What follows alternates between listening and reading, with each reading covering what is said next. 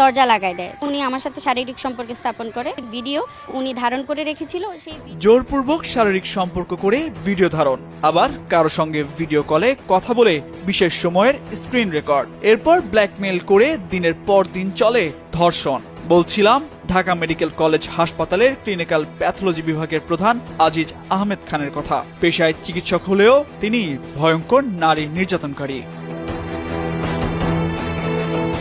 তার যৌন নির্যাতনের শিকার হয়েছেন ঢাকা মেডিকেল কলেজের প্যাথোলজি বিভাগের একাধিক টেকনোলজিস্ট এবং ইন্টার্ন চিকিৎসক। চাকরিচ্যুত ও হত্যার হুমকি দিয়ে মুখ বন্ধ করে রাখা হয় ভুক্তভোগীদের। তার কাছে সম্ভ্রম হারানো কয়েকজন নারীর সঙ্গে কথা হয়েছে কালবেলার।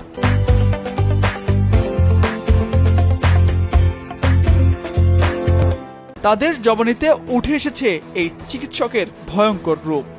কথা বলার এক পর্যায়ে উনি দরজা লাগাই দেয়। তখন আমি একটু ভয় পাই।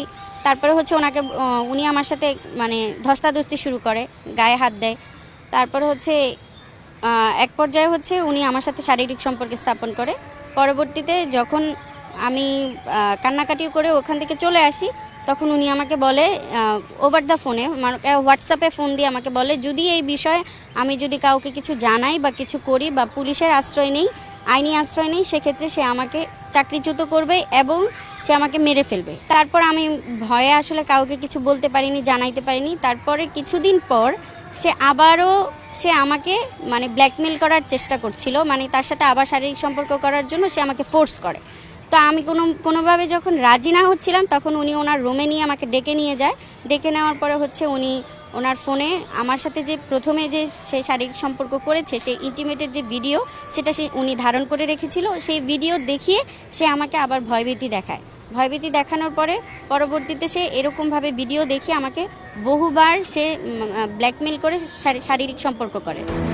আজিজের নির্যাতন এবং চাকরিচ্যুত হয়ে এক পর্যায়ে স্বাস্থ্য মন্ত্রণালয়, স্বাস্থ্য অধিদপ্তর এবং ঢাকা মেডিকেল কলেজ হাসপাতালে অভিযোগ করেন ভুক্তভোগী নারী টেকনোলজিস্ট। সেই সাথে জীবনের নিরাপত্তা চেয়ে জিডিও করেন তিনি।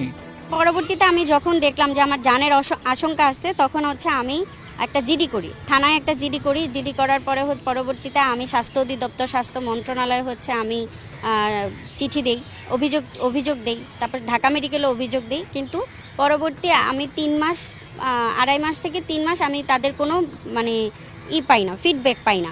পরবর্তীতে আমি আইনি আশ্রয় নেই, সেটা আমি একটা জিডি করি।